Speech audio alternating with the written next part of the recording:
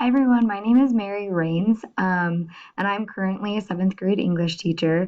I teach at Hutchinson Middle School 7 in Hutchinson, Kansas.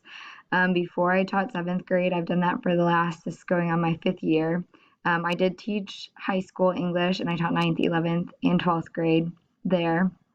A couple of roles that I have in my school and in my district. I'm currently on the BLT team. I'm also on the redesign team for my building. So we're going through that process. In fact, I'm actually at a meeting on lunch for that right now.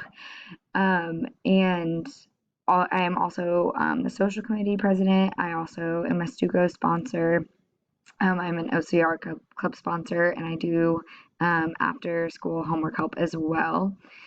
The degree that I'm seeking is just a degree in education. I know that a lot of people go for their admin degree, but I definitely knew that was something that I did not want to do. So I just decided to focus on education.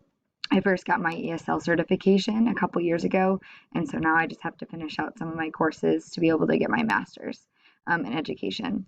Something that I would like to take away from this class, I guess I just want to take away or be able to see how I can more effectively instructional design and also assessment in my classroom, and how can I make those pieces fit as well. I know in our district we do a lot of assessing, and how do I don't know, maybe I'm off kilter with this, but how do I design my instruction with the assessment in mind, but also how do they play together and how can I do that most effectively for my students?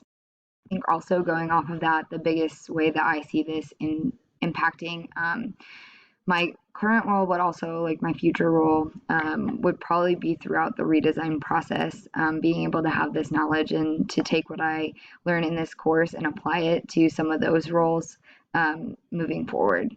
So I know that was kind of quick, but that was a brief introduction to who I am. And so I'm looking forward to working with all of you guys throughout this course.